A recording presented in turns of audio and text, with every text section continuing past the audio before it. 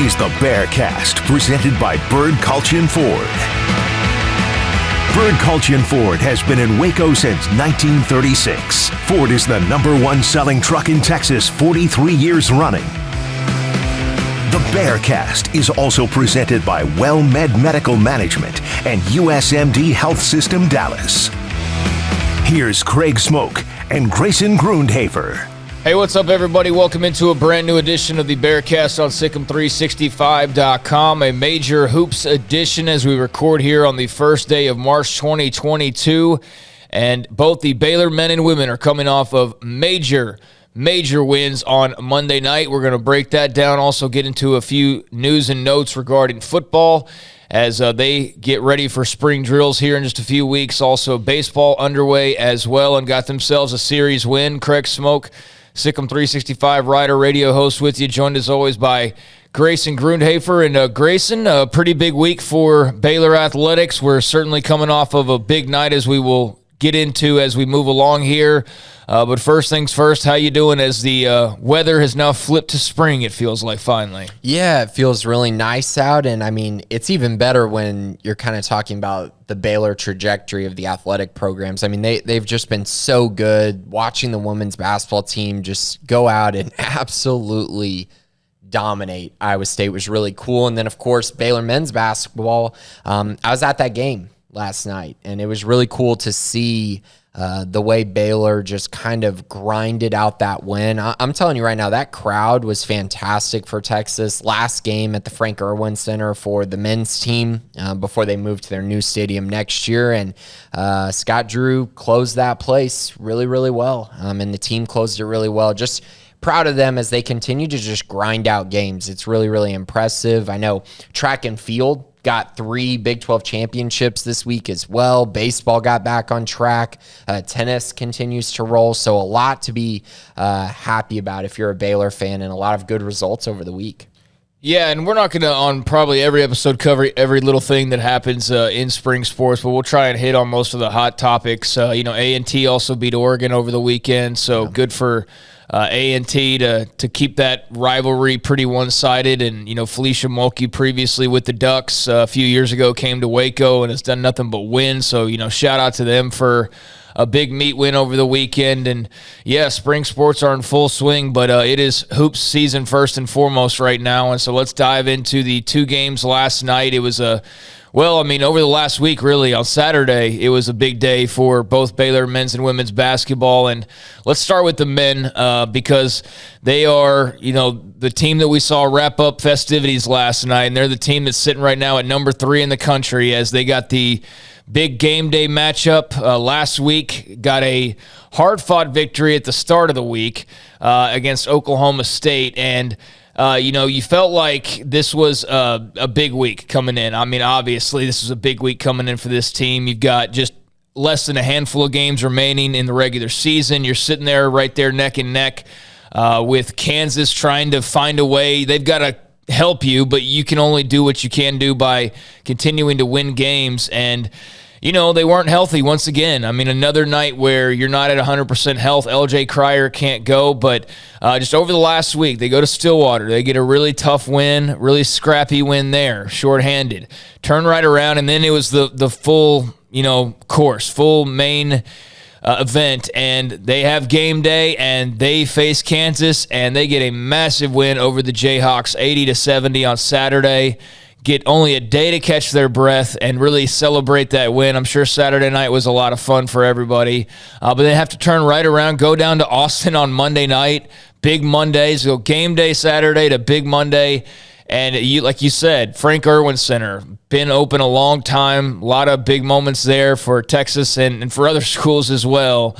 But the drum is closing, and on a night where, everything is supposed to be Texas winning and closing it out and, getting ready for the new era, Baylor basketball, they're the ones that put their stamp on the Frank Irwin Center one last time. And as I said on Twitter, Scott Drew will lock up because he owns that place. I mean, he absolutely owns that place, and he owns this rivalry over the last few years. I mean, as much as we talk about a sport like football and can't beat Texas or don't beat them often enough. I mean, Scott Drew has done exactly what you would want your teams to do against big opponents like UT. So big win on the road against Oklahoma State.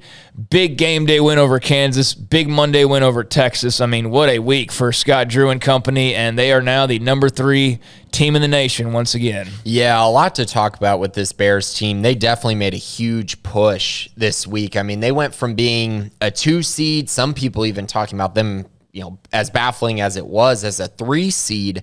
They go out, beat Kansas, move all the way up in the rankings. It was a weird weekend too, right? All those ranked teams that lost, Baylor was able to take advantage of that. But that Kansas win was just so cool to see because it felt like, the beginning of the game, it started like it was going to happen again. Lawrence was going to happen again. They're going to get blown out. But the team really just settled in and did a great job making that game competitive in the first half. Flo Thamba was absolutely terrific in that first half, really throughout the game. But in the first half, I felt like he really kept them in the game. And then in the second half, 49 points in a half. Just terrific stuff. They end up winning 80-70. I was really impressed by that game. I just felt like they played so well as a team. They really found some areas where they could take advantage of Kansas, especially with Jeremy Sohan. He was fantastic. And then you move on to Monday. And like you said, I think a lot of people were expecting them to have a hangover game, right? Go out. Texas, last game with Frank Irwin. They're going to play with a lot of momentum. Texas has been great at home. Really, really a good team at home, just not as good as they are at home away. And so Baylor was able to go in there, play really hard. I felt like, again, they were so scrappy in the first half. The game was really slow pace. Baylor was really struggling to get to their spots. And then the second half, that all changed. They really exposed the big men for Texas, especially Flagler and Akinjo. Akinjo's 3-point shooting really opened up things as well.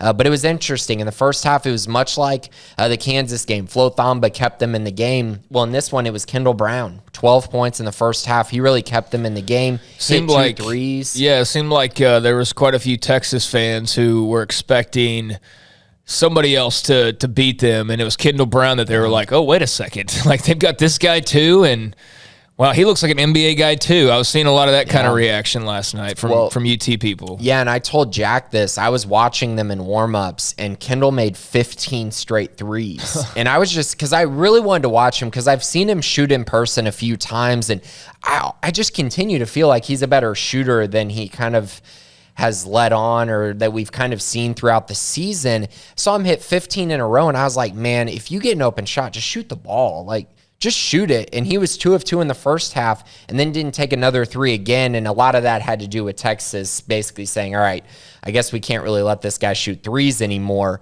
because he's actually making them. And interesting enough, he's shooting 36.5% from 3. So he's really elevated that number.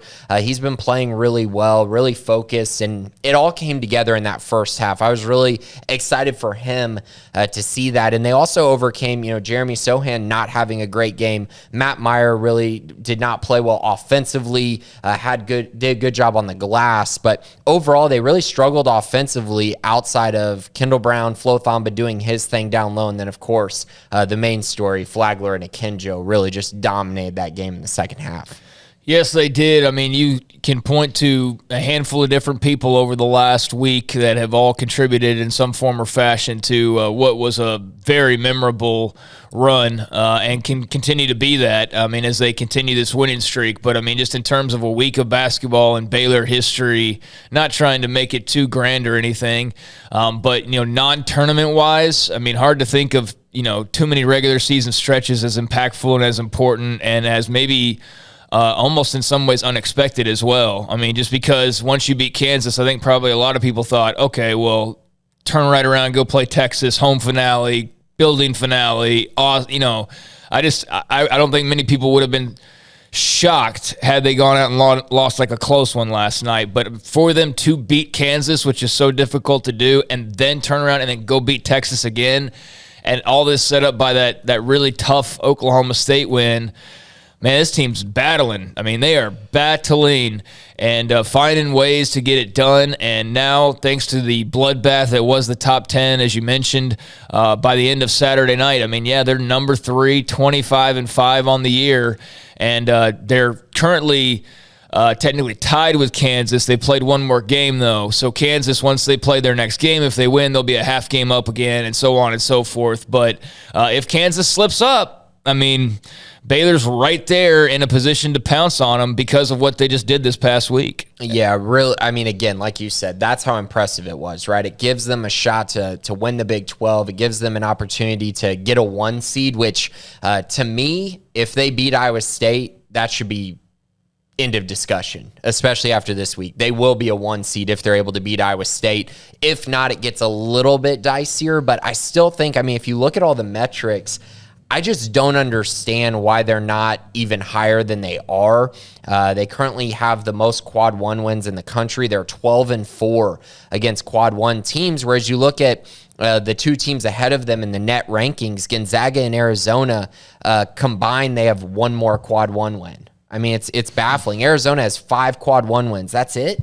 I mean, Gonzaga has 8, so I understand that, and Gonzaga's only lost 3 times. Both of them have only lost 3 times, but I just find it really hard to believe that the metrics really say that those teams are better than Baylor. I know it's according to Bracket Matrix right now, they've moved up into a 1 seed. Baylor has. They had Auburn ahead of them until this game against Texas, and there's still one group that has them as a 3 seed. They need to get that adjusted because that is absolutely absurd. And once they get that adjusted to a 2 or a 3 seed, I do think Baylor will be right there with Arizona and Kansas to be in that 2-3, overall seed. So it's going to be interesting finish. Yeah, well, Akinjo was big. Flagler was big Saturday. I mean, Kendall Brown was obviously huge. Sohan was huge on Saturday. I mean, it's scary to think, and that's why I think it's so hard for people to not get frustrated by this season in some ways, is just what could be, if they were 100% healthy, because it's clear. And I think we all kind of knew. I mean, we've all talked about the start that they got off to, and then injuries hit. And that's been the case for now, like 6 weeks straight of, if it's not Cryer, it's it's somebody else. If it's not somebody else, then it's Cryer. If it's not him, then it's another person. And Cryer's got to get healthy for them to be at full strength, and obviously JTT's not coming back. But, man, the what if is going to be there just in terms of how much they could have crushed this regular season, and they still are. I mean, given the obstacles they've had in their way, for them to be sitting where they are is still mightily impressive. And just what a week. I mean, what an incredible week for them to go out and go 3-0 the way that they did. And 2 massive wins, obviously, against Kansas and Texas. Yeah, and to see Akinjo and Flagler play like this, it felt like an NCAA tournament environment. You're on the road. You really are relying on your guards to win you a game, and they really came through. Now, so kind of big picture-wise, I think that's really positive going forward, that, okay, if they get into a tournament game and they really need a bucket, Flagler and Akinjo are going to have to be the guys that provide that, in my opinion, creating and being able to create for others, but also themselves. But one area that definitely popped up on my radar yesterday, and I mean, it's a pretty obvious one, but it's really the first time that I think I've fully seen it on display, was the foul trouble. And Kendall Brown and Adam Flagler were in foul trouble yesterday, and it really impacted this team. The Flagler one was scary because if they don't have him in that game, they might lose that game. And so especially without Flagler or Akinjo on the court, this team just really struggles offensively. And so that could pop up, especially if they continue to not have LJ Cryer. Absolutely, it could. And I mean, who knows with him? Again, it's basically, okay, what day are they playing? Expect an announcement like a half hour before, if not even closer to game time than that. And there will be a report, the day before, that he's a game time decision, and we'll get to game time, and then we'll know if he's playing or not. That's pretty much the tale of LJ Cryer right now. And, it's going to be important to get him back, hopefully. But, again, just don't know. It's a comfort thing. It's only he can really judge whether he can go or not type of thing. But, yeah, man, they battled, and just what a program Scott Drew has turned this thing into. I mean, it really is ridiculous, and there's been multiple moments where you can kind of sit, pause, and reflect. And last year, obviously, there was a lot of time to reflect after, reaching the pinnacle. But you just look at a season like this where they're 25-5. They're right there at the top of the Big 12, and they're dealing with all these injuries, and yet they might still be, one of 3 favorites for the national title. It's just ridiculous. I mean, it's the reality now, so, not going to be stunned by it for too much longer, but it's just still makes me appreciate the heck out of what Scott Drew has done and what they've turned into. So, yeah, massive wins for Baylor men's basketball, and so now they've got 1 game remaining in the regular season. Kansas, meanwhile, has 3 games remaining, which is why Baylor is technically tied with them for the moment. But obviously, they've got a couple extra to play. They're going to play TCU back-to-back coming up. And, TCU, nice win over Texas Tech. They're a scrappy little team. Don't expect them to jump up and beat Kansas, but that would be a nice little favor the Frogs could certainly deliver. That would be nice if they could go ahead and beat Kansas. But just kind of what are your thoughts, I guess, with Baylor men's basketball? Are you hanging on to hope that Kansas is going to drop one of these 3 and Baylor wins their final game to try and force something? Or kind of where's your focus now heading into this final contest where it's going to be Iowa State coming up here in just a few days? Yeah, I'm not really holding out hope that Kansas is going to lose. Yeah. I think if they are going to lose, it's going to be tonight at TCU because, just calling it like it is, they're probably not going to lose at Allen Fieldhouse. Bill Self they don't lose there for a variety of reasons, as we know, but they just don't lose there. And so I expect them to win both of those home games versus TCU and Texas, especially since Texas beat them earlier in the year. They're not going to look past that game. Tonight everybody's a Horned Frog. Every Baylor fan is a Horned Frog, which is not something that I think many would have expected. As far as Baylor goes, I'm expecting them to beat Iowa State. Surprisingly, Iowa State is actually like a sneaky good team as far as who they've beaten. They're in the top 10 in quad 1 wins, which is kind of shocking when you look at their overall record. But then again, every win in the Big 12 is basically a quad 1 win. So they're 7-9 in the conference, 20-9 overall, and they're on a nice little winning streak as well. So hopefully Baylor doesn't look past them. They've won 4 in a row. They play tomorrow against Oklahoma State in Ames. I expect them to win that game, but then I think Baylor will close out the regular season strong. And here's the deal. If you go 14-4 in the Big 12, you fully expect to win the conference. Unfortunately, over the last 3 years, it's been ridiculous records have won this conference. And it looks like Kansas is kind of poised to go 15-3 again, which is honestly tremendous with how talented this conference is this year. Yeah, that really is a ridiculous mark potentially. So that's where we are. Kansas with 3 games remaining at TCU tonight, and then TCU, and then Texas at home. And then Baylor will sit back for the next couple of days before Iowa State coming up here Wednesday, Thursday. What is that, Saturday? Saturday. They will take on Iowa State at home in the regular season finale. And so just one more to go in Waco. But a very nice job by the fans last weekend for game day. Well done. I think they said, biggest crowd ever. And it was cool seeing the lockout or the lock-in, the night before, and just kind of the festivities. I wrote a little bit about it, but it's just cool to see that. That's what makes college sports special, is seeing people camping out for tickets and doing, all that kind of jazz. So to top it off with actually winning the games that people showed up for too, I think just a really, really good weekend for Baylor men's basketball and for Baylor basketball in general. Because speaking of Iowa State, last night the Baylor women taking on Iowa State.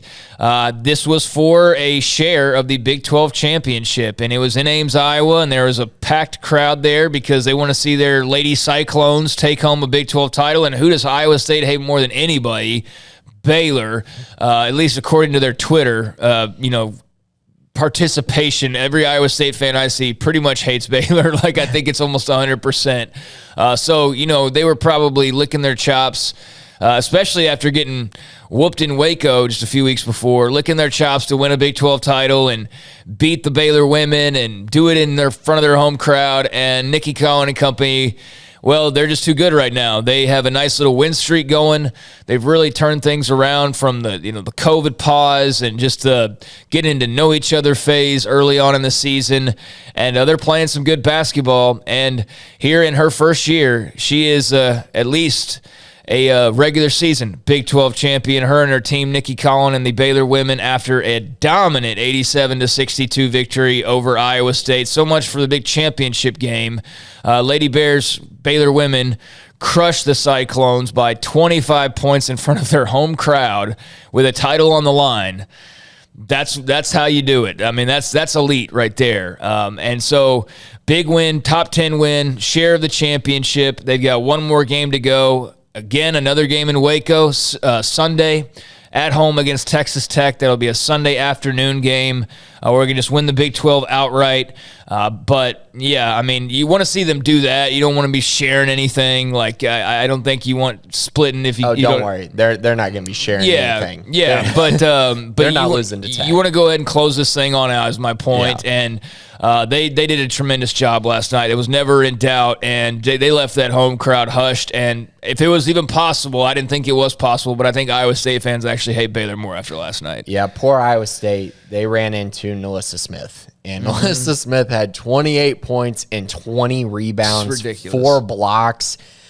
I mean, the way she's played over the last, 2 months of the season has just been ridiculous. And honestly, I don't know all the girls who are in contention for the Player of the Year, but I think Nalissa Smith needs to be at the top of the list. What she has done for this program, the fact that they're not playing, they're basically playing 7 players every single night, and she's having to go out there and is relied upon a ton, and she goes into Ames and shoots 11 of 15 from the floor, 28 points, 20 rebounds, 4 blocks. I mean, I don't know that there's anything she can't do. And because of the way she's playing, she's elevated this team to another level. Her focus on the offensive end and the defensive end has been massive. Now, I'm not going to take away, Queen Egbo's playing well. The guards are playing well. And obviously everything complements each other, right? But her being kind of the pinnacle of this team, I've just been so impressed with her, with how much pressure has been on her, and she's just stepped up and thrived, and this whole team has kind of rallied behind that.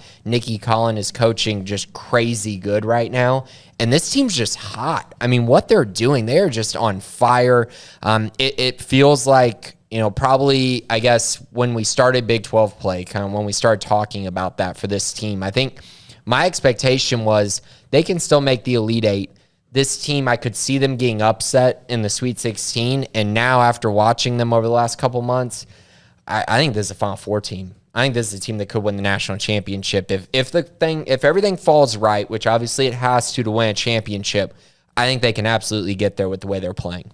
Yeah, it's been fun to see, man. I'm really happy for them. Shorthanded, out of the gates, not really on the same page, just in terms of, you have a program that's led by somebody for 20-plus years. It's just going to be weird and different in the beginning. I think for these girls, it was probably an adjustment. For Nikki Collin, her staff, it was an adjustment. You had to work through all that. You had the COVID issues early on. We know from Dave Aranda's experience how much that can add extra havoc into just the whole chemistry.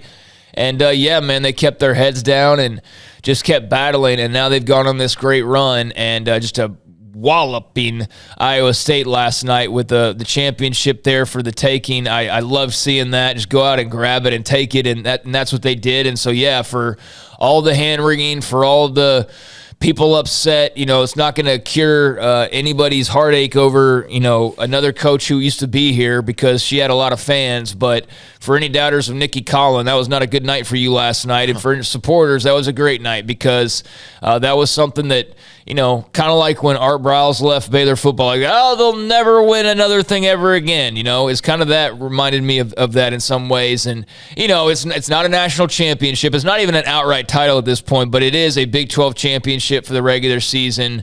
12 straight now for the Baylor women. So they keep that streak intact. And, yeah, who knows from here? An outright championship, a tournament championship.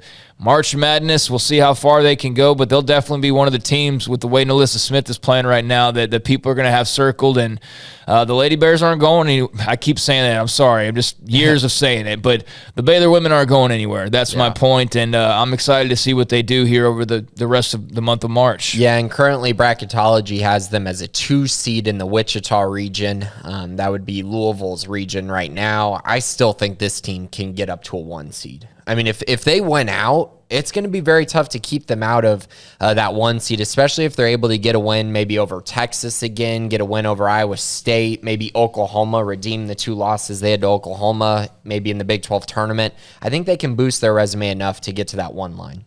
Well, they are playing some good basketball right now, and that's going to be a very sweet trophy to put in a already packed case. But I think Nikki Collins said it after the game. You know, that was if you ask NaLyssa Smith, that's probably the hardest championship she's won. Just I think because all the other ones were kind of expected. Doesn't make them any less sweet, but still, this one does have a little extra sweetness to it because of the fact that it was, you know, the first under the new head coach who early on we didn't think maybe we'd be seeing this point at this stage, but there they are. And what a win streak they're on. And now it's Texas Tech to close things out in the regular season and then the Big 12 women's tournament. So, yeah, you got the men right there at the very top. Obviously you need a little help from Kansas, but the women have already taken at least a share. So good things going on for basketball. And by the end of this weekend, it'll be just waiting time for the Big 12 tournament. And then, of course, whatever happens there, and then March Madness. But only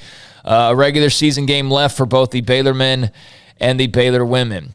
Elsewhere over the weekend, baseball bounced back in a nice way from their ugly opening series. The losses to Maryland, going 0-for-3 to start off the baseball season wasn't the most fun way to open things, but they were able to get a win over Houston Baptist in the midweek and then turn around and playing a top 25 Duke team, able to take the first 2 of 3 in that series. So a big series win for Baylor baseball over the weekend, kind of right the course, and it was good timing because now they're about to go to Houston for a pretty lengthy trip. They'll be playing Rice this week as a little bit of a tune-up game, and then it will be the Shriners Classic at Minute Maid Park in Houston, where we're going to see them take on number 23 UCLA. They're going to face number 16, 17, depending on which poll you look at, Tennessee, and they're also going to face a top 7 or top 8, depending again on which poll you look at, LSU team. So 3 opponents coming up this weekend out of the Pac-12 and the SEC at the Shriners Classic, all in the top 25. So could be a massive week for Baylor baseball. Could be a disheartening week. Either way, they've got some big-time opponents coming up, and it'll be Rice first and then the 3 straight, Shriners top 25 opponents. Yeah, I mean, if they continue to get the pitching that they got this weekend and really even the first weekend from Tyler Thomas and Jake Jackson, they're going to feel really good about their chances, I think. Tyler Thomas is pitching great, and I know everyone was waiting for this from him. I mean, you knew he had it in him. It just was consistency with him, and he was terrific in that first game. He went 6 innings, 5 strikeouts, 0 earned runs, was able to come away with the win. They won that first one 4-2, like you mentioned. They turn right around, and Jake Jackson comes out there and pitches 7 innings, 4 strikeouts, 3 walks, 0 earned runs, and they win that one 12-3. So you finally saw the offensive explosion. They even pitched well, honestly, in the last game. They lost 2-4 and 2-4, and to be honest, I think that is the kind of game where you go back at the end of the year and you kind of think, man, what if? Like, they should have won that game. They really should have swept Duke. They really gave up a lot of chances that they had in that game. But Will Rigney came out and pitched really well. The local prospect has been on the team for a while, dealt with a lot of injuries, but went out there, got the start. Went 4 innings, had 6 strikeouts, only gave up 1 earned run. So I've been really impressed with him. Matt Volker, the transfer, he's pitched pretty well. Didn't pitch as well in this particular game, but he has had some moments. He looks like he's going to be their closer for the remainder of the season. So I'm pretty impressed with their pitching. And if their bats can kind of get going, they really need Jared McKenzie to really pick his game up a little bit. There was a lot of expectations for him to kind of go out and be the best player in baseball. And if he is that, Baylor has a chance to be really good. I know they need Kyle Nevin to hit the ball a little bit better as well. But if they can get the bats to kind of pick it up behind the pitching staff that they've been able to build up, it could be really, really good things for this team going forward. So I'm excited. They're going to get tested. They're going to get pushed this week. And I think it's good for them. They need to go out and find ways to beat these elite level teams. And to be honest, I think they will go out and win at least one of these, maybe two of them, over some highly ranked teams. Yeah, that would be nice to grab at least a couple. That would go a long way. Rice isn't quite what you used to think of them as far as baseball goes, but that will be their tune-up, like I said, and then it's the Shriners Classic. So spending the next week basically in the city of Houston. So if you're a Baylor alum down there or Baylor baseball fan, then you've got a lot of hopefully fun action coming your way later on this week, starting on Wednesday. It'll be that Rice game, and the Shriners starts on Friday, and that will be that UCLA game for starters. Elsewhere in football, there was some pretty big news as there was a little rumor going around last week. One of the websites reporting that Eric Mateos was, I think it was Football Scoop, reporting that Eric Mateos was one of 3 final candidates for Georgia, the defending national champions, open offensive line coaching job. Obviously, that's a little bit of a he's a major piece of what they got done last year. And our own David Smoke, day or two after that report probably came out, but over the weekend, throwing out there that he had gotten confirmation that Mateos was not going to be going anywhere. Georgia has hired their offensive line coach. Apparently, from what he had gathered, Mateos had the opportunity to say yes or to no to the opportunity. But regardless, he is going to be staying in Waco and going to be continuing things with Dave Aranda and Jeff Grimes, and of course his handful of players that will be returning next year that weren't all expected to return next year, but everybody save Xavier Newman-Johnson's coming back. So there's a lot to be excited for there. Obviously, Grayson, he's a great coach, up-and-coming guy, very likable from the little bit of time that we've been able to be around him. Seems to love being in the state of Texas. That was a big pull for him coming to Baylor, was being back in the state of Texas after being at BYU.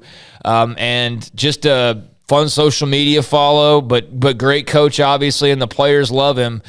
Georgia comes calling. That's big time, but he's going to be staying in Waco, and that's big news. Yeah, and I think you kind of could see this coming just based on the trend that he had in his past. I mean, it took a lot for Baylor to get him from BYU, and I just don't know that he wanted to do the whole 1 year here, 1 year there, that I don't know that that's really his style, just based on how that hiring process went. Obviously, Baylor hired a different offensive line coach, then immediately went in a different direction, obviously, and ended up with Eric Mateos, who was their first option in the first place. Boy, can you imagine if that had worked out differently? I I know, mean, it could have possibly resulted in the same type of ending, but I mean, it's hard to imagine at this point. Right. I mean, yeah, absolutely. I mean, just with what Eric Mateos did this year, obviously Jeff Grimes had a part of that as well, but it's been fantastic. It keeps the cohesiveness of the staff. I mean, they've done a great job keeping pretty much everyone around. I know they lost Pallage and, of course, Stuckey, but for the most part, the core of their staff really has stayed together, and I think that's been big, especially when you come off of a year like they had.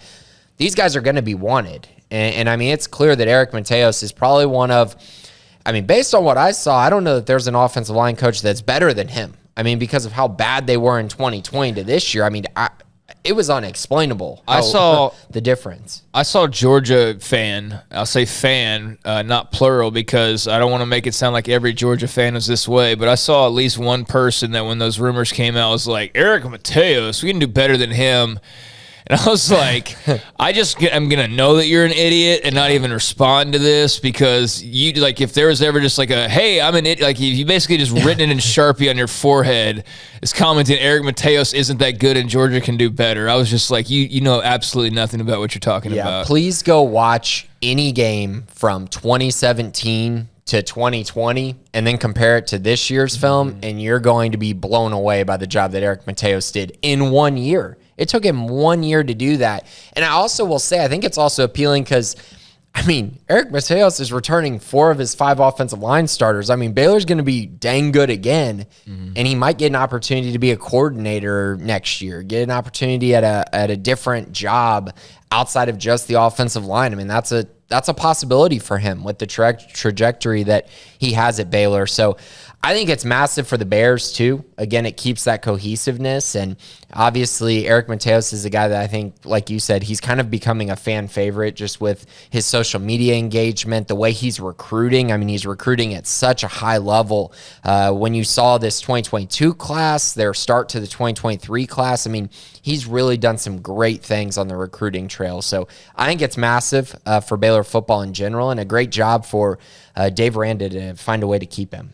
Yeah, no doubt. And I think, there's been others that have had contact or schools have reached out to and have tried to lure away. And for the most part, they've stayed pat. And I even think in the case of, like a Chancey Stuckey, it's like, okay, that was a loss, but it's not one that you're like, oh my gosh, I feel like they feel pretty good about what they're replacing him with. And, I don't think that an Eric Mateos is necessarily that replaceable. So to have him with Georgia calling, doesn't get any bigger than them at the moment. That's great. And it's great to have coaches that have the mindset that they're not just ladder climbing or, chasing rings or whatever the case may be. But, yeah, Eric Mateos appears to be sticking around. That's big time, despite some Georgia overtures. And elsewhere, we're getting closer. We're here 1 week closer, at least from last week's episode, to spring football and pro day and all of that. Here as we flip the calendar to the month of March, it's about time for that all to ramp up. So that will be fun to look forward to. Anything else football-wise, in terms of recruiting or anything like that that's worth mentioning? Yeah, not a ton. This week was kind of a slow week. I know they got a preferred walk-on commitment from Michael Allen, a defensive back out of Blue Valley High School in Kansas. So a Kansas guy. One thing just to mention about him, I know we don't talk about walk-ons very much unless they get on the field during the year, but I'll mention him just because it was kind of a slow week. But he's 5'9", 180 pounds, had 105 tackles, 3 interceptions, 9 pass breakups, was unanimous all-conference defensive player of the year.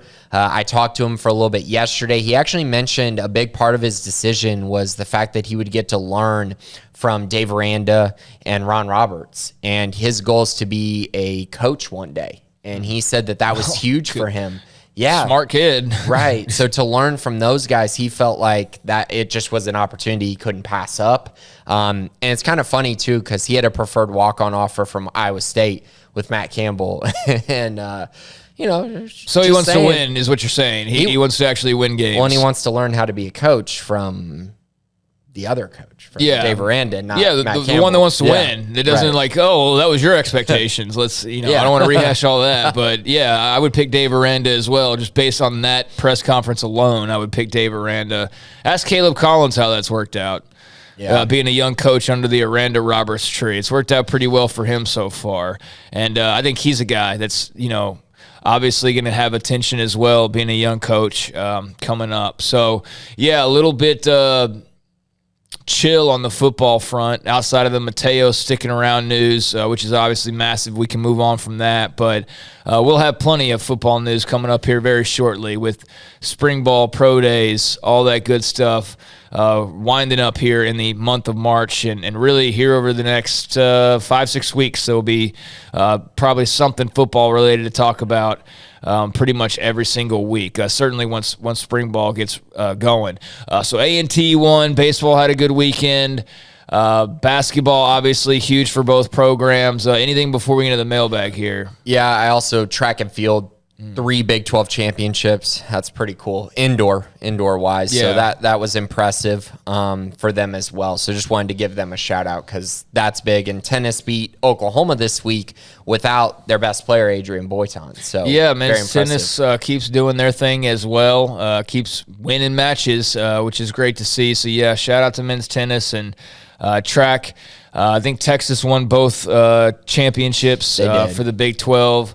It was a little more competitive when you had the Nebraskas and the A&Ms and them a part of the mix. It's kind of been I know Tech's had some success. Baylor's had some success, but yeah, it kind of feels like Texas kind of ran things now for a little while in track. Yeah, Tech had their run where I think they won both national championships recently. Yeah, like men and very women. recently. Yeah. But yeah, I think for Baylor, they haven't really been able to get to that level as a team, but they've had really good. Kieran Nugent. Right, Kieran Nugent. You had Casey Lightfoot. I mean, they've had really, really good. Bromell. Yeah, Yeah. Oh, he's a pretty good one. He's London. Actually created a lot of social media buzz with Tyreek Hill.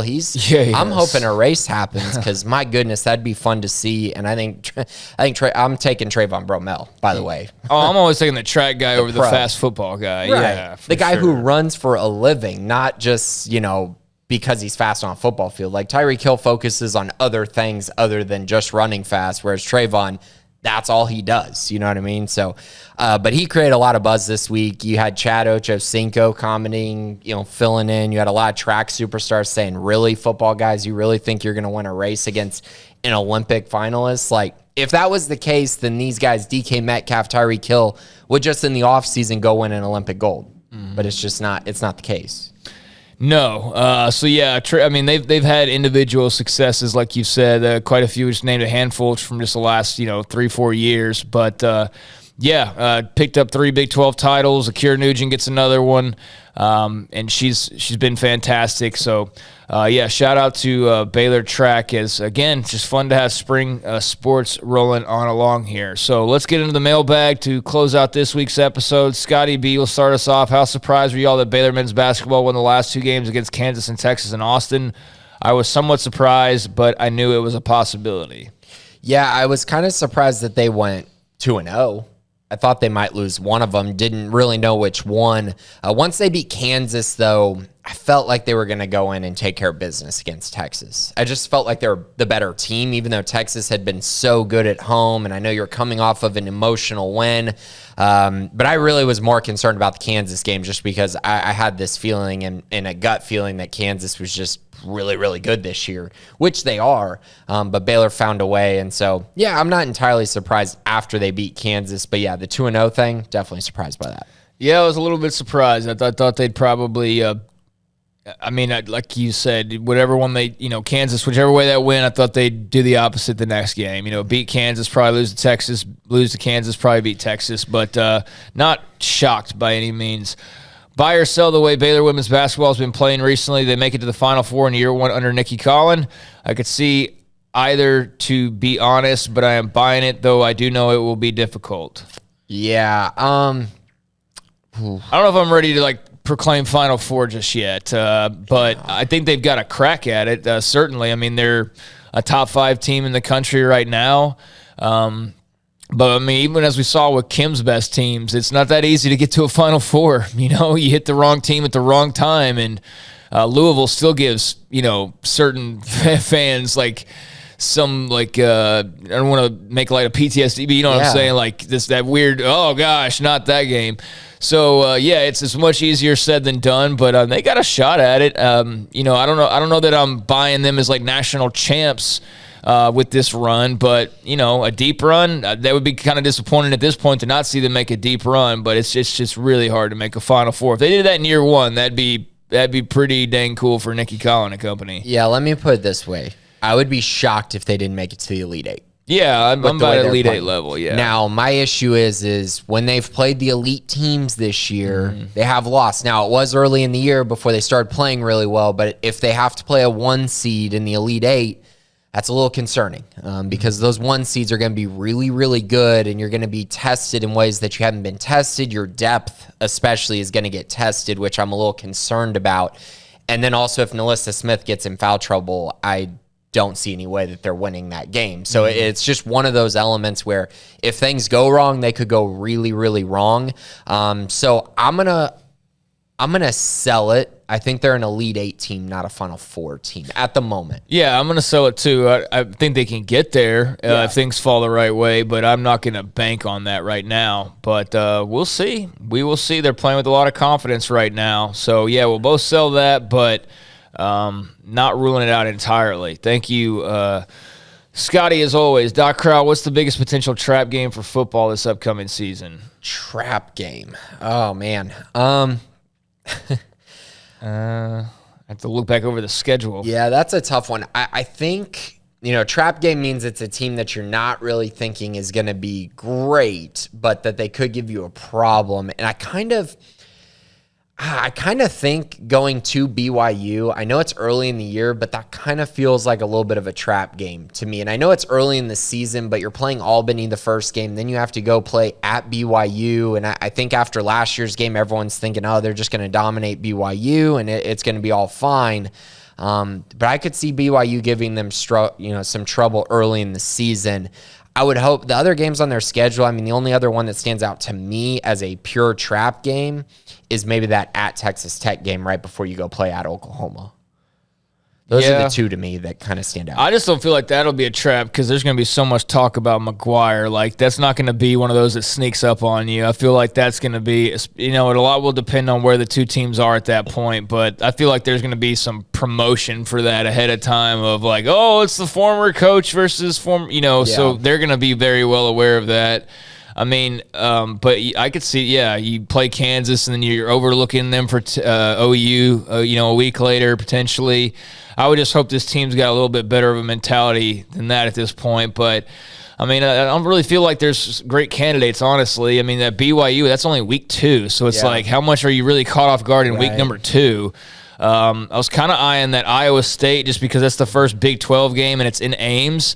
And this past year, if you'll remember, it wasn't the first Big 12 game, but it was kind of that turning point game that we talked about of like if they win that one, like that changes the entire trajectory because all of a sudden that's a win maybe you weren't expecting right at the start of Big 12 play. You're suddenly 2-0 in Big 12 play, and then they just, it helped light the match, although they, had a couple stumbles along the way.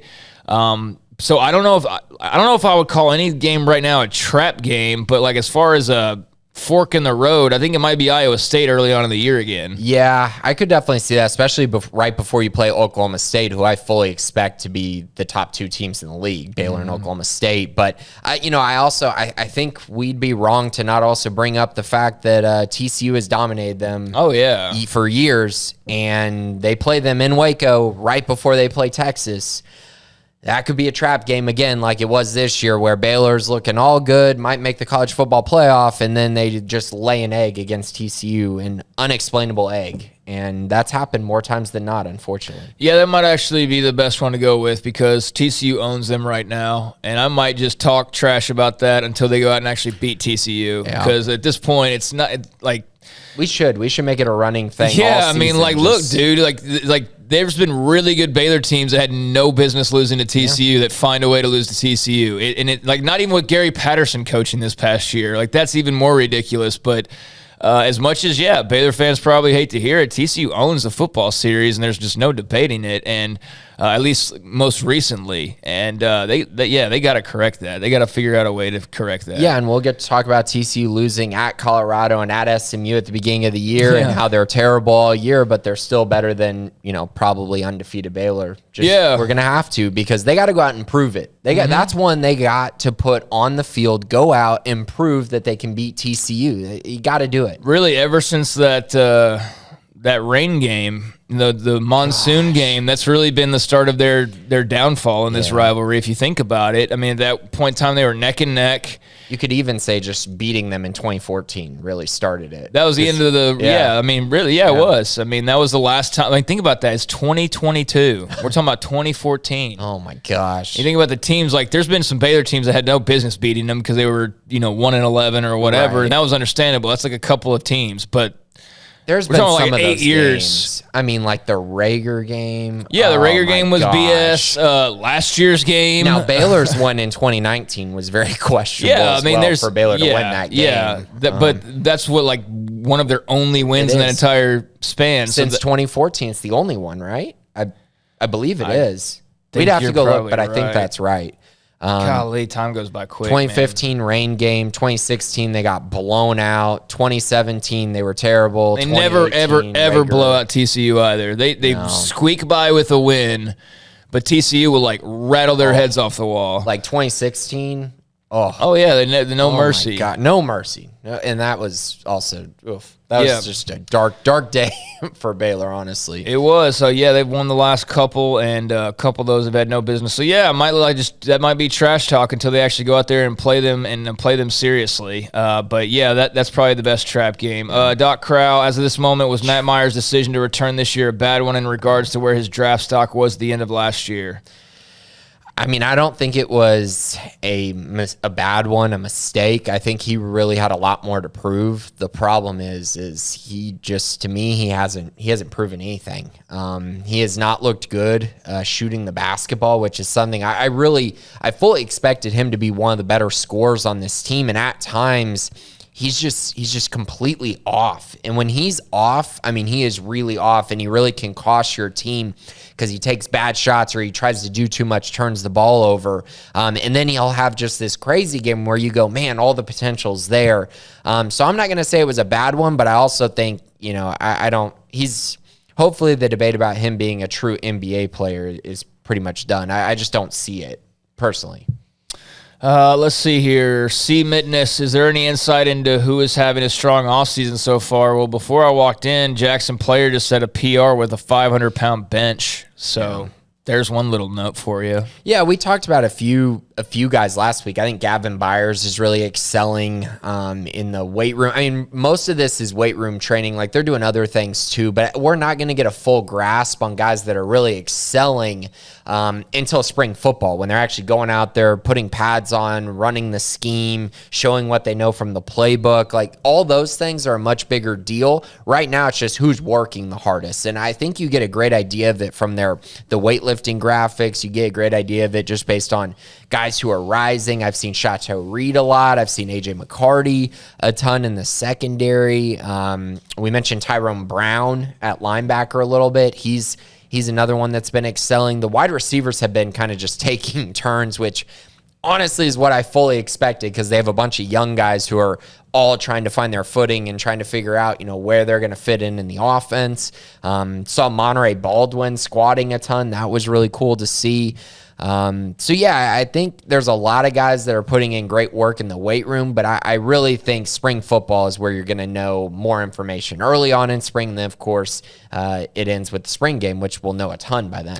Yeah, I mean, there's nothing to really take away from just weightlifting. I mean, yeah, we see guys get stronger. We see guys who are obviously making a difference, like Grayson said. But, I mean, every team in the country is lifting weights and breaking PRs and, getting pumped up and doing all of that. I mean, this is where the work starts, and this is where a lot of the work is done, is in the weight room with those, with those weights and your teammates. But in terms of, like, extracting anything from it, I mean, there's not really a whole lot until we get into some actual football to really digest too much. I think it's more important that you see young guys on it than the older guys. I really do. And so when you see a young name pop up on that list, like I said, like a Chateau Reed or an AJ McCarty, I think there's something to take away from a work ethic standpoint. Because if you're not seeing a young guy on the list, that's not a great sign, Could mean banged up, could mean just not excelling in the weight room, could mean a lot of things. But so far, I've been very encouraged by the young guys that have made that list. And like I said, they're going to have to translate that to the field, though, right? Because, gains are made in the weight room, but your impact will be shown when you are actually on the field. So I have a question for you. Who is Patton, the tight end?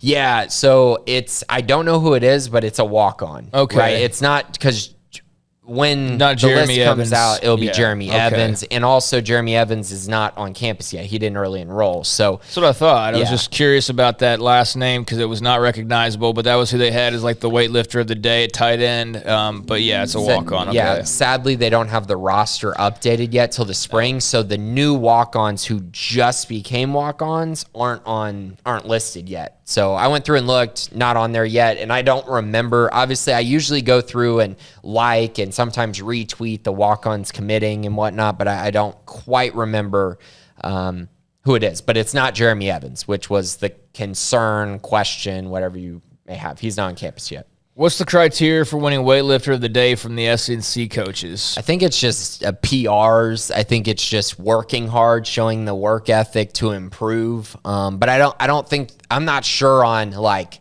you have to do this to win weightlifter. Yeah, I think it's probably a little looser than that, or maybe just somebody they feel like, has had a great day, had a strong day, and you want to reward them for it. Don't know too much about that, but yeah, I'm sure it's along those lines.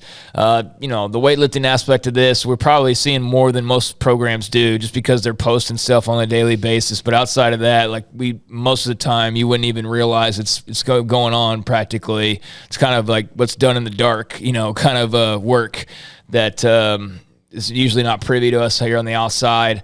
C-Minus also asks, in the spring, will we get updates on height and weight of the roster? Yeah, whenever we get a roster, which we don't have currently. But, yeah, when spring ball rolls around, we'll have fresh rosters to go through. Joel Clatt, Group E, care to project the 3 deep along the D-line heading into the fall if the staff takes no more transfers? Sure. So Gabe Hall, Siaki Ika, Jackson Player, it's your starters. TJ Franklin, Chidi Obanaya, Cole Maxwell is your next group. And then I guess your third string is kind of what's left. So I guess Josh Landry, Braden Utley, and then maybe one of the young guys like Cooper Lands or Dakota Doyle Robinson, maybe something like that. The 2 deep's pretty much set, and then Braden Utley is kind of the third string guy almost by himself. I don't know how much Josh Landry and the young guys we're going to get to see, but the first 2 lines I think are going to be pretty stout. Mikey, will there be any summer camps sponsored by a former Baylor NFL player, for example, Xavier Howard? I don't know. I haven't heard anything about anything along those lines. I know RG3 started to try to get a camp thing going a couple years back, and then Rule left. So, yeah, I'm not sure if he has any plans. Haven't heard anything in that regard, so I'm assuming not. And outside of that, no. Don't know about anything going on for former Baylor player camps. Yeah, they put out their summer camp list and didn't have one listed like they did 2 years ago when they had the RG3 one. It was listed on their graphics. So I right now I'm under the impression that that's probably not going to happen. Yeah, maybe that's something that, they eventually, do something like they were planning on doing with RG3 at one point in time or something like that. But I don't know if it's a big deal either way, if they do or if they don't. I mean, Xavier Howard, that'd be a cool camp. Yeah. But, I don't know. He hadn't been around Baylor too much, I don't think. I think he's been so busy being, NFL star and whatnot down in Miami. A little busy. Yeah. Who are your top 3 wide receivers currently on the roster to start next year? A scenario where none leave and we don't get any from the portal. This can be talent upside from high school, scheme fit, and or limited playing time in college. Yeah, so for me, it's Jalen Ellis, Hal Presley, and then it's very, very close. And this might be a cop-out since I'm saying it's very, very close, but it truly is between Armani Winfield and Jordan Neighbors. And I'm struggling to pick which one I like more. I think that Armani probably has the better shot at being a reliable receiving option year one, even though I do think Neighbors will find his spots. I think they'll figure out a way to get him the football as a freshman. But I love the upside of Jordan Neighbors. So I guess if that answers your question, I think Armani probably has a safer floor, a guy that's going to be reliable, going to be a really good player for Baylor, whereas Neighbors, it's kind of like, where does he fit in this offense? And if it clicks, his ceiling is just, absolutely through the roof. So I'll have them 2 tied, and then Ellis and Hal Presley are the 2 that I'm, I guess, most excited about, that I think fit the scheme talent-wise. I see everything there if it all comes together for them. Yeah, there's not a lot proven coming back, is there? Nope. Looking at this list. Well, I got to put Monterey Baldwin in there. I mean, I know I'm curious to see at his size how much he can actually be like an active receiver, but he has a niche. He does have a niche, and I'm sure we'll see that in around again at different points. Lord knows we saw it for a gain of none with Drew Estrada like 20 times. So till it hit with Monterey. Till Monterey Baldwin popped it. So if that was the point, then hey, that's why they're getting paid the big bucks. That's chess, not checkers. Yeah. I mean, shoot. If so, that was brilliant. But it did make up for all the times of seeing, here's Estrada, and it's a loss of 1. But yeah, I think I'd put Monterey up there. I mean, he's more proven than the rest of the roster really at this point. Along with, Jalen Ellis, it's time, man. Yeah. It's time, brother. They've had some good veteran wide receivers, but you're starting to become the veteran now. So yeah, it's time for him. And then Golly, who else did you say? Hal Presley, and then the two freshmen, Winfield and Neighbors. Yeah. That's just a lot of that's based on high school. I really liked Hal Presley's film coming in, and then I love Winfield and Neighbors. I think they're going to be terrific. But yeah, man, I don't have a strong third right now because it's just a total shot in the dark. I mean, it's either a young guy who we haven't seen much of or an old guy. We haven't seen much of. So, yeah, I mean, throw Jalen Ellis. Did I say him as my second guy? Monterey Baldwin, Jalen Ellis, and golly, there's so many freshmen. Hey, Seth Jones, time to get rolling here. Okay. I think you too. I need to also get your paws or your fingers nails clenched into attacking the football at wide receiver, because I mean he was a guy, he's been around a couple years now, so it seems like it's not as high on him where he fits in everything. I don't know. I don't even trust me on this third one because I'm just going with a name because I honestly have no real strong feelings towards anybody else on this list. The speed is there. The speed is definitely there. It's just a matter of consistency with him. I don't know. It just seems like, a lot of these guys were injured and not playing. Yeah. He wasn't injured and still wasn't playing. That's my only concern there. But then again, I mean, it's such a weird conundrum. He might have been hurt. Maybe he was hurt and we didn't know. So maybe. The talent is there. The speed's there. It's just a matter of can he put it all together consistently and find his way on the field? Because, again, for him, Jalen Ellis, if they're not on the field this year, it's hard to see a future for them here at Baylor, Yeah, well, I mean, so long as the young guys hit, which you hope to God they better, because otherwise you got like 20 guys for no reason. But no, they've got some talent, just all very young and inexperienced at this point. But Jalen Ellis has definitely got to be a guy that takes a step forward this year, in my opinion. So, Mikey, hopefully that answered your question in a roundabout way. Thank you, Bear Coog. First, why do you think that a lot of Baylor? First of all, why do you think a lot of Baylor NFL players have fizzled out and never really made it big time? Xavier Howard is an obvious outlier, but there are countless examples of those who have failed. Interested in your thoughts. So I think a lot of it is draft capital. I mean, James Lynch, what was he, a third-round pick? I think third or fourth. Like, that's kind of that gray area where that's not a huge investment by the NFL team. And so it's kind of, most of those guys just simply don't hit. You know what I mean? It's hard. And James has actually found a way to be relevant and be on the field. Bravion Roy's found a way to be on the field. But I think a lot of the higher end Baylor guys, there just wasn't a lot of draft capital spent on them. Corey got the draft capital. He just couldn't get away from the injury bug. He just kept getting hurt. And he had a bad attitude, and he had injuries, it all just kind of fizzled out for him. RG3, I still think RG3 would have been terrific. He just, injuries, and his organization really plagued him. And I mean, outside of that, again, it's the draft capital. If you're getting guys who are drafted in the 4th, 5th, 6th round, there aren't high expectations that they're going to last in the league for a long time. So I'm hoping with this group, when you see a Petrie go in the 2nd round, maybe JT Woods in the 3rd round, Taekwon in the 2nd or 3rd round, that's better draft capital. And there's a chance that those guys get relied on more. But then I'll also say Denzel Mims has been in the league for a while and seems like he's probably going to be traded. I just don't know what's going on with him. So it's tough. It's tough, right? And there's a lot of really good wide receivers in the league, and really Baylor's best prospects recently have pretty much been all wide receivers, which they just haven't been able to get a route tree. Yeah, I think for some of those guys, it's just the coaching that they had in college maybe didn't translate, like some of those Browse guys offensively. Yeah. And plus, like when you're in when you were in that offense, it was you're super athletic and basically they can make you into a 1,000-yard receiver, almost. Easily, yeah. And like then you get to the NFL and it's like, oh wait, Corey Coleman's like the 4th best athlete out here, and that's shocking to think of, but that's the NFL, and that's how tough the NFL is, and that's how incredible those athletes are. So I think that we and every fan base probably does this, overvalues their guys and their stars and thinks they're a lot better than they are as far as transitioning. Now, of course, when you've got like Trevor Lawrence, like that's no doubter. He's going to the NFL and all that. But I think they just had a lot of guys who are pretty good athletes, but not like way better athletes than anybody else.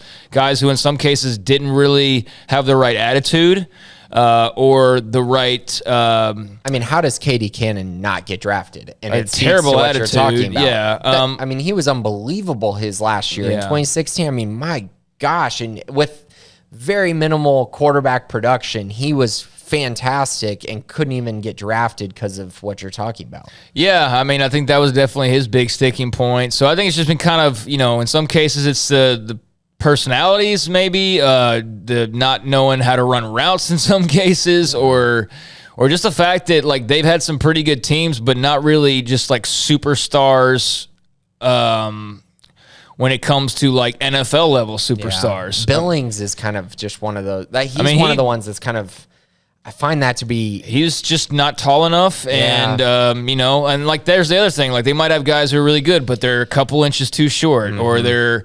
a couple milliseconds too slow, or, whatever the case may be. But they've had a lot of great athletes, but just not those total packages that are good enough to break through the NFL level to superstar status. And Xavier Howard is just an incredible athlete and fantastic, hard worker, and just, and I wouldn't have predicted him to go and be like this massive NFL star, but that's what kind of, you would have probably every Baylor fan out there would have picked 10 guys that have gone to the draft before him that we all thought would have been bigger stars than him. And that just goes to show you like, it's just really hard to become a star in the NFL, but X had the size, the speed, the knowledge, the learning, the attitude. He had all the tools, and that's why he's remained successful. And a lot of those guys were missing tools, if not multiple, in some cases. So, a lot of reasons why. But thank you for the question. It's interesting to think about. Second, will this change under Aranda? If so, what is he doing that will help us get more consistent players at the NFL level? Yeah, I think it's recruiting, right? I think his scheme translates more. I think Rule was on this path, right? Rule was on the path of taking really good athletes and then molding them into great football players. And Aranda is doing a lot of the same kind of situations with that, right? And so I think it's only going to get better from here. I think there will be a lot of NFL guys on the Baylor roster going forward. You're finally going to see some offensive linemen get drafted next year, maybe even Xavier Newman-Johnson this year, but Connor Galvin's definitely going to get drafted, and so that'll be exciting to kind of see that transition. The defensive line, a lot of those guys will get drafted. So, I think it's changing. As far as what is he doing, I think it's the recruiting aspect of things, and then I also think it's the fact that over the years, Baylor was all focused on offense, and then Rule came and made that transition to focusing more on defense. And now Aranda's here, and Aranda finally has the program to a point where he can focus on both. And they got NFL draft picks on both sides of the ball, which hasn't always been the case. And so I think his scheme and everything like that will also translate a lot better at the NFL level. Yeah, I think, like a Lorando Johnson in a couple years could be a guy that they're talking about as far as the NFL. But those guys got to put in the work and do it and have the right mindsets. Because, again, Katie Cannon probably cost himself several $100,000 just by having a poor attitude. Yeah. Corey Coleman, poor attitude. And that was captured on camera with the Browns. And I'm sure there's others. But, I think the interruptions, like Bryles started to finally get some NFL momentum going, and then it got cut off. And then Rule starts to get a little bit going, and then he leaves. And so, I think if somebody actually stays and sticks around, like they could finally build an NFL pipeline. And I definitely think Aranda's the guy to do it. And I think we'll see a lot of guys going off to the pros here over the next few years, the more he sinks his teeth into this program.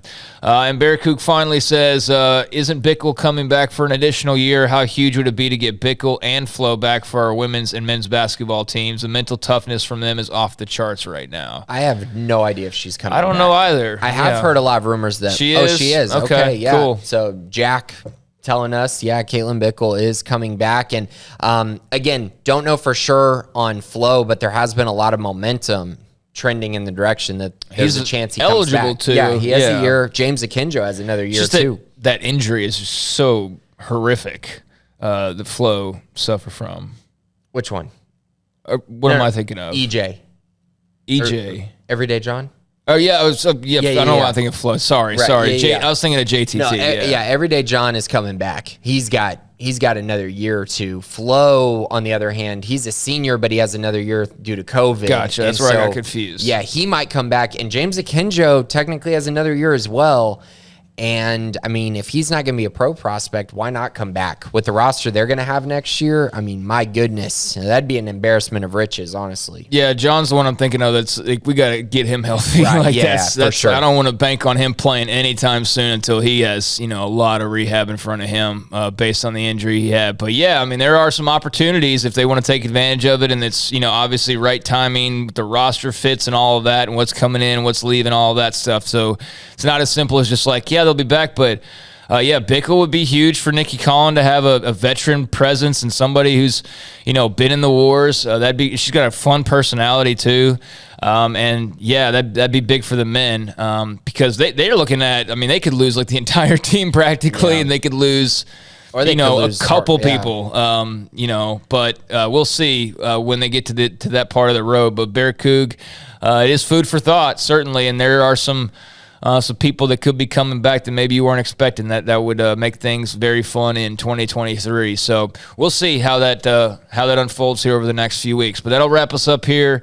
Thanks to all the questions in the mailbag this week from Scotty and Doc and C. Mitness and Joe Klatt, Groupie, and Mikey and Bear Coug.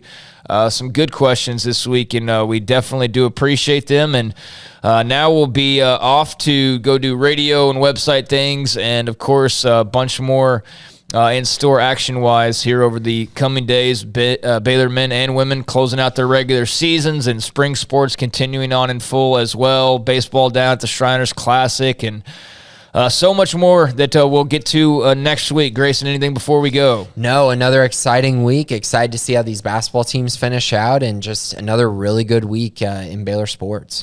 Just saw Colton Price, Baylor offensive line signing. He just squatted 700 pounds. So I've seen between he and Jackson Player just this morning on two different tweets. So they've got an offensive lineman and a defensive lineman. They combined to throw around about 1,200 pounds of weight on my Twitter timeline this morning. So cool to see that. All right. Appreciate everybody for listening as always. Appreciate Jack and Armstrong behind the scenes for making this all possible. And Grayson, thank you as always. And we will talk to you again next week. Thanks to those of you again in the mailbag and just for listening, all of y'all. Good times right now for Baylor Athletics. Enjoy it. Enjoy your week. This has been the Bearcast on Sic'Em365.com.